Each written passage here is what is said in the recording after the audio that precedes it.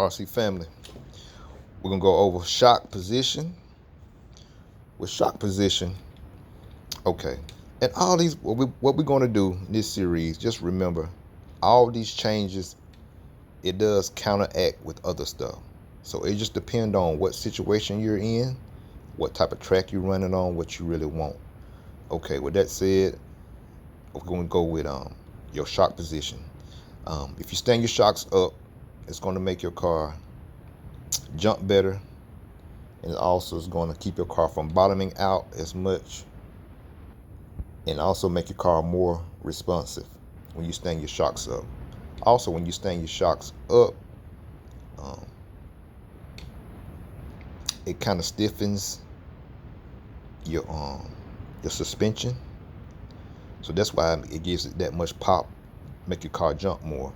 So sometimes you may have to reduce your oil, and sometimes you may have to um,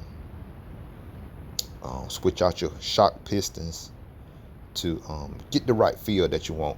But overall, if you stand your shocks up again, it's going to make your car less prone to bottoming out, less chassis slap. That's the same thing, bottoming out and chassis slap. And also it makes it more responsive, um, which you may need that when you like running on a loose, kind of like a loose track, and your car kind of slides. So you might want to try that on that situation. And also, when you stand them up, like I said, it helps the car to jump better also. So, but if you lean your shocks in, when you lean your shocks in, like I got my shocks on my buggy in the second hole, and I got one more hole other than this one.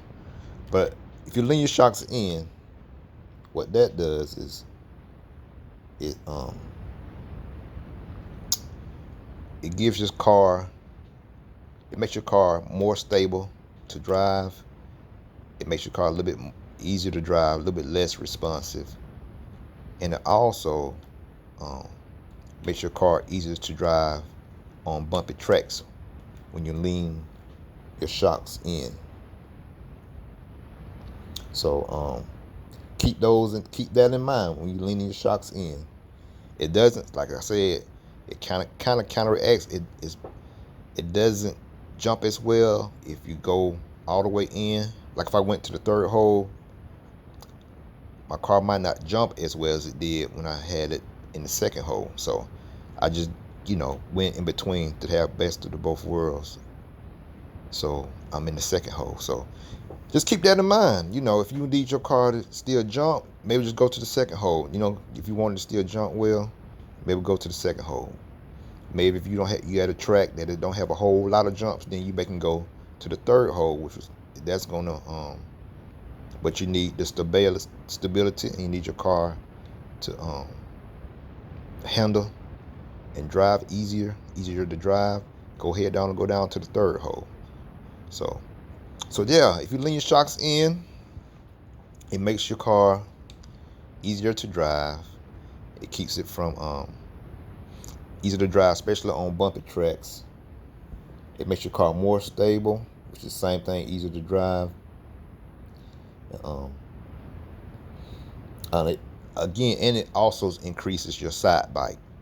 So yeah, keep that in mind, y'all. Like I said, I see, and all this, everything we're gonna go over, all this pertains to your on-road car, off-road car, your fifth scales. I can see a lot of fifth scale, a lot of videos.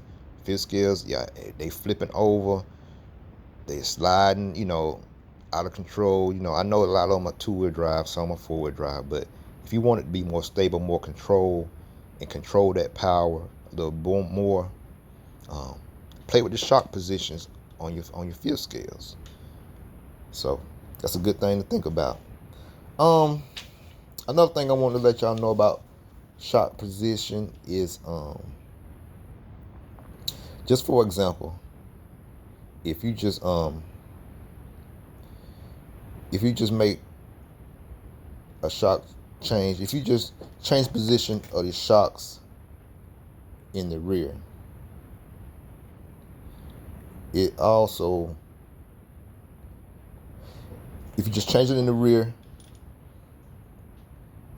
it makes your car turn around. It makes the car more stable as well if you just go and just change it, your shock positions in the rear. So like I said, I got it in the rear, also in the second hole. So I can come down one more in the rear. If you come down, bring it in more in the rear, it'll make your car more stable. It'll give you more grip. Give you more grip also if you do it in the rear.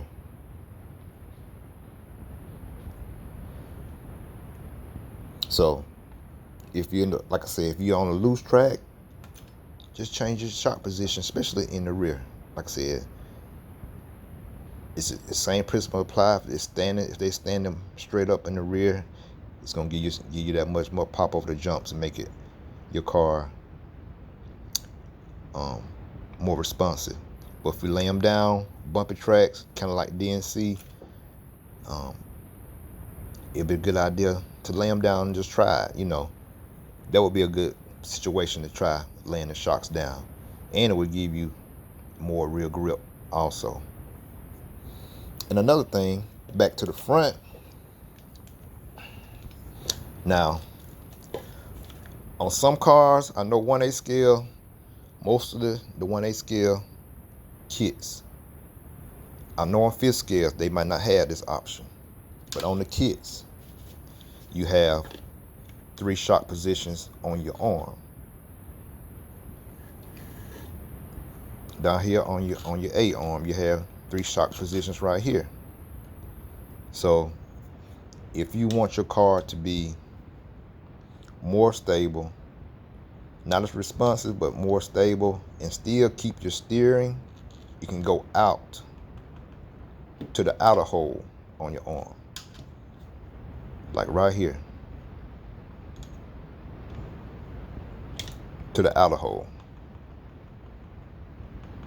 It's going to make your car more stable, but it's going to make it a little bit less responsive, and it's going to keep it from flipping over as much. If you have this option on your 5th scale, that's another good tuning option that I would recommend doing. Like I said, I see a lot of 5th scales and videos flipping left and right, sliding, turning over. So I know on the low C, I don't know about the 5T, but on the 5B, you can't, adjust your shock position from the bottom on your A arm. But I know on most of the buggies, you can. So if you want your car to be more stable and less responsive, easier to drive, you can also move the shock out on your arm to the outside hole. So that's how I got it on my race buggy. See, I got it right here. See, on the outside hole. On the outside hole. And it does help. It just make their front end more plush. It keep it from bottoming out as much. And it really does help. You can really tell the difference when you move it out, your shocks out to the outside hole. Yeah, so that's pretty much shock position, y'all. That pretty much describe shock position. I was trying to see if anything else I could add on to that, but I think that's pretty much it. Again, if you stand your shocks up, it's going to make your car more responsive. It's going to make it jump better, and it's going to keep your car from bottoming out as much, and it's going to keep your car from chassis slapping as much. But if you lean your shocks in, it's going to make your car more stable, easier to drive, and on rough tracks.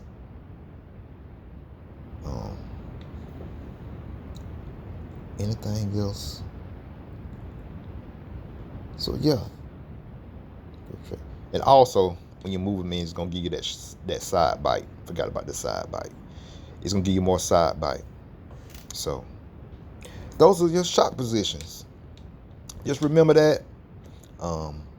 a lot of this stuff I have to write down, and I do keep a tablet in my book just to keep it, keep everything with me at the track, because it's a lot of information for each little position. But that's why we doing this, and I hope this helps someone. And y'all stay tuned for some more. Like I said, we're gonna try to do the whole car, so it might take us 2 months. So I might do some videos pretty much, even if not every day, probably every other day, because it's a lot. And like I said, I got some aids, and like I said, this stuff I'm learning too. And I got some more teaching aids that I'm gonna show y'all that's really gonna help, and I really think it's gonna be good for y'all to see. But yeah, hope y'all like it. Again, this was, we done went over shock position, and y'all, like I say, if you ain't ripping, you tripping. Let them haters be your motivators. Left tie salute, and treat people the way you want to be treated. All right, y'all, RC family. We got to get it down. We racing, we bashing. All this stuff helps both ways, racing and bashing. So, all right, y'all. EKJ 24,000. Yeah, shock position. All right, y'all. Later.